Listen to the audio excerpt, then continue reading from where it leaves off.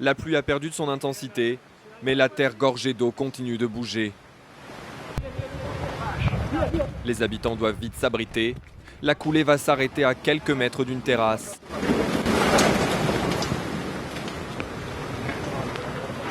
Depuis le début des intempéries, le propriétaire a peur pour sa maison.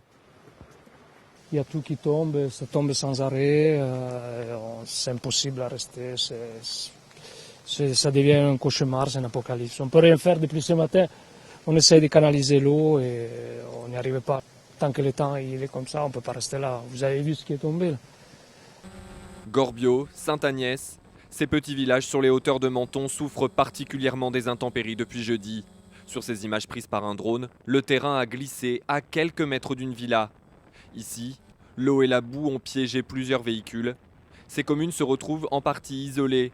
Certaines routes sont toujours bloquées par les éboulements. Depuis la mi-journée, les Alpes-Maritimes ne sont plus en vigilance orange. La relative accalmie devrait permettre aux équipes de secours de progresser. C'est dans le Var que l'inquiétude est maintenant la plus forte. À Roquebrune, impossible de distinguer le lit normal de la rivière.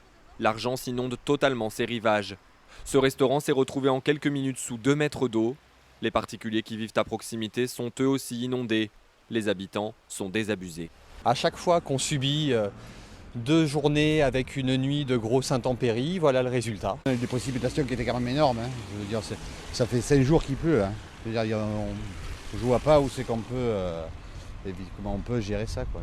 L'Argence n'est pas le seul cours d'eau à déborder dans le département, comme en attestent ces images témoins BFM TV. L'Issol est aussi sorti de son lit. À Pierrefeu du Var, coupé du monde depuis ce matin, le débit du Réal Martin est impressionnant. L'eau qui s'installe aussi sur les routes. Plusieurs grands axes départementaux sont coupés.